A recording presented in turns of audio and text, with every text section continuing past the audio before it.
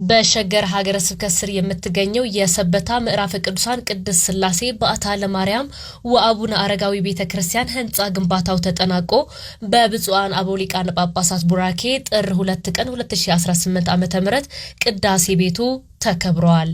በቡራኬው ስነ ስርዓት ላይ ብፁዕ አቡነ ሳዊሮስ የጠቅላይ ቤተ ክህነት ዋና ስራ አስኪያጅ፣ የደቡብ ምዕራብ ሸዋና የሸገር ከተማ አህጉረ ስብከት ሊቀ ጳጳስ፣ ብፁዕ አቡነ በርተሌሜዎስ የድሬዳዋ ሀገረ ስብከት ሊቀ ጳጳስ፣ ብፁዕ አቡነ ኤልሳ የሶማሌ ክልል ጅጅጋና የምስራቅ አርሲ አህጉረ ስብከት ጳጳስ፣ መልአከ ሰላም ቀሲስ አለማየሁ የሸገር ሀገረ ስብከት ዋና ስራ አስኪያጅ፣ የቤተ ክርስቲያኑ አስተዳዳሪ መልአከ ፀሐይ ቀሲስ ኤልያስ ግርማ እንዲሁም የሀገረ ስብከቱ የክፍል ኃላፊዎች፣ የገዳማትና አድባራት አስተዳዳሪዎች፣ የሰበታ ከተማ ከንቲባና ጥሪ የተደረገላቸው እንግዶች ተገኝተዋል።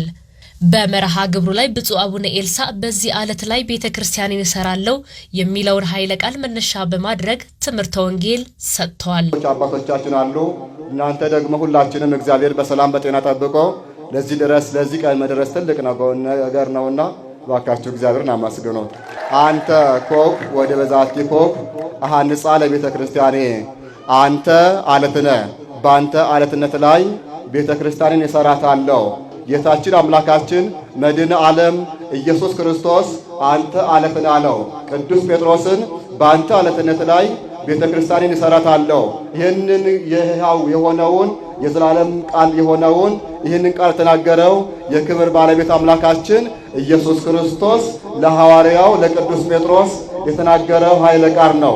እንዲህ ይላል። ቅድም እንደሰማችሁ ቅዱስ ማቴዎስ በማቴዎስ ወንጌል ምዕራፍ 16 ቁጥር 13 ላይ ወበጺሖ እግዚ ኢየሱስ ብሔረ ቂሳርያ ዘፊልጶስ የክብር ባለቤት አምላካችን መድኃኔ ዓለም ብፁዕ አቡነ ሳዊሮስ በበኩላቸው ምእመናን በሰላምና በፍቅር ሆነው እግዚአብሔር እንዲያገለግሉ አባታዊ መልእክታቸውን አስተላልፈዋል። ብዙ ስራ ያላቸው እንደዚህ ምእመናን የደከሙበት ብዙ ዘመን የደከሙበት ገንዘባቸውን ጊዜያቸውን መስዋዕት ያደረጉበት ቤተክርስቲያን ይመረቃልና አብረን እንሄድ ብለን ስላቸው ያው እሺ ብለው በደስታ ሆነው እዚሁ ስለተገኙልን በጣም ብፁዕ አቡነ ኤልሳና ብፁዕ አቡነ በርተሌሜዎስን በጣም እጅግ በእናንተ ስም ምስጋናዬን አቀርባለሁ። ሁላችሁንም እግዚአብሔር አምላክ ያክብራችሁ፣ ጠብቃችሁ፣ ይባርካችሁ፣ ቀድሳችሁ።